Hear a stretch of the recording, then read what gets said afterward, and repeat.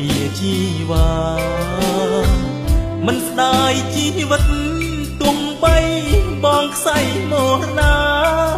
ដើម្បីឲ្យអូនមេត្តាស្នេហាមកលើរូបបងត្រឹមអង្គរៈ